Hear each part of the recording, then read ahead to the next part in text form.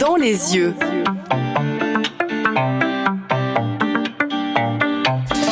Mais bonjour Lydia Gabor. Mais bonjour Pauline. Alors on plonge dans les yeux d'une femme incroyable, je crois, aujourd'hui. Denise Gillian, non? Oui, elle est une auteure et une réalisatrice de cinéma qui réalise des documentaires à caractère social autour des SDF, des prisons, de droit commun, mais aussi de documentaires à caractère spirituel autour d'expériences près de la mort ou de la médiumnité.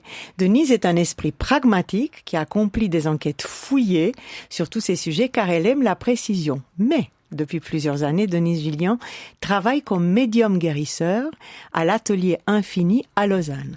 Alors comment cette femme à l'esprit cartésien peut vous parler de l'au-delà comme d'un lieu familier qui nous côtoie tous les jours? Elle est très intrigante. Mais oui, première rencontre donc, c'est chez elle, du temps jadis où je pouvais me rendre chez les gens.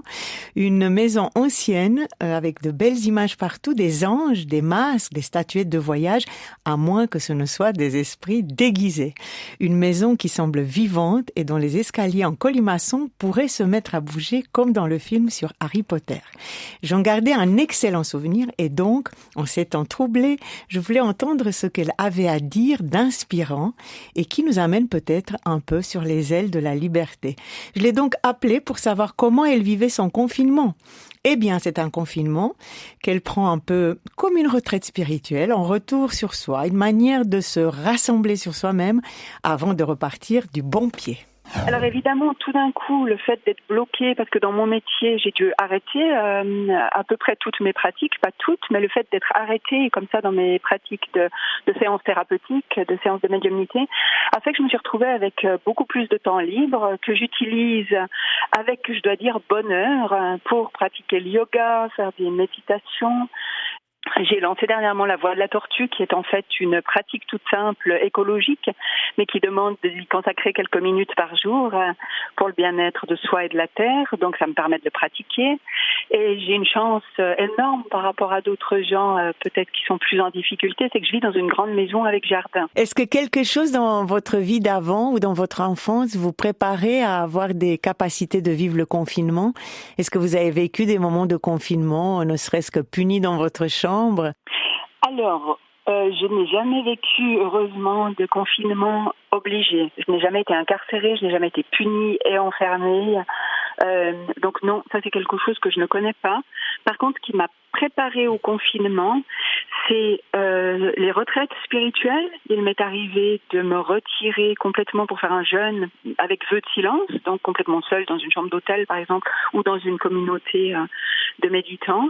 Donc ça évidemment, ça prépare à une forme de silence intérieur en tout cas et de non-dépendance aux autres justement, aux liens quotidiens avec les autres et au faire. Ça nous permet aussi de nous retirer du faire, de l'agir.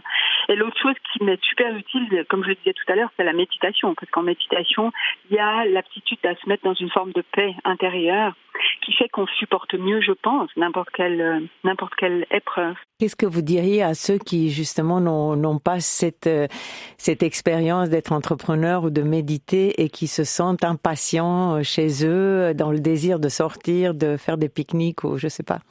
Alors, le premier conseil que je donnerais, c'est de profiter de ce temps libre qui est vraiment un cadeau pour revenir à soi. Alors peut-être je me permets, vous m'arrêtez si c'est pas le propos, mais de vous présenter cette voie de la tortue. En fait, cette voie de la tortue est une pratique qui permet de d'abord faire le silence en soi pour permettre ensuite de sentir ce qui se passe en soi, pour laisser affluer une sorte de sagesse et décider comment on va se mettre au service. Dans les 4 mots que je viens d'énoncer, silence, sensation, sagesse et service, on a les 4 S, et du coup le propos s'appelle la loi des 4 S, qui a été co-créée avec des animaux. Donc cette loi des 4 S, cette voie de la tortue, invite à une introspection au fond et à faire silence, mais dans le but de ensemble, choisir comment on va transformer notre mode de vie. Et là, alors ce que je dirais à tout un chacun, c'est pratiquer la méditation, pratiquer la voie de la tortue par exemple, pour ensuite décider de petits gestes qu'on peut imaginer dans un premier temps. On sait la puissance de la pensée, tout ce qu'on imagine, n'est-ce pas, est plus facile après à matérialiser. Et on peut imaginer ensemble un monde meilleur, on peut imaginer ensemble la planète en pleine forme, on peut imaginer ensemble qu'on reconsomme local, qu'on est de nouveau solidaire, qu'on prend le temps du lien humain. Et dans l'imagination collective qu'on peut faire tout seul, isolé, confiné, chacun chez soi, on va comme créer un égrégore, on va créer un champ d'unité, voilà, je peux dire ça comme ça, qui va nous permettre ensuite de faciliter l'application de ce rêve collectif dans la matière. Con toda palabra, con toda sonrisa, con toda mirada, con toda caricia, me acerco al agua, bebiendo tu beso, la luz de tu cara, la luz de tu cuerpo, es ruego el quererte, es canto de mundo, mirada de ciego, secreto desnudo, me entrego a tus brazos, con miedo y con calma, un ruego en la boca, y un ruego en el alma, y un ruego en la boca, y un ruego en el alma.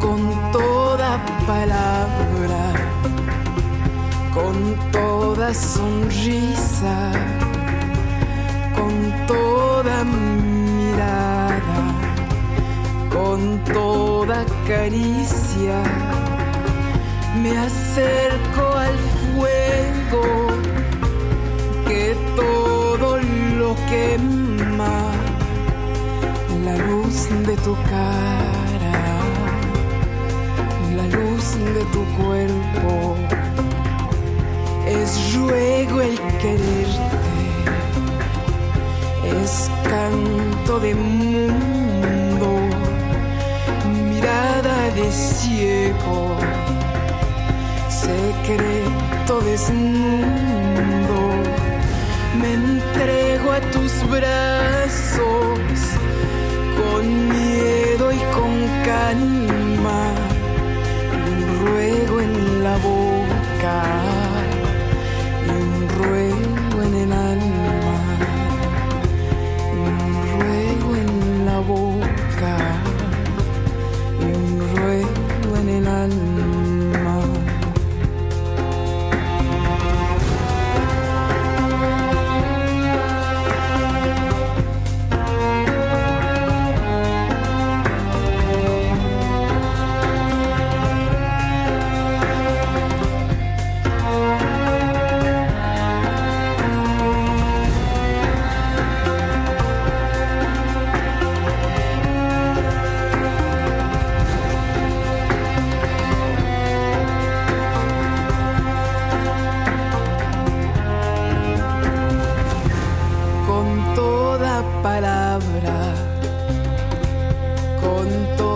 Sonrisa, con toda mirada, con toda caricia, me acerco al fuego que todo lo quema, la luz de tu cara, la luz de tu cuerpo,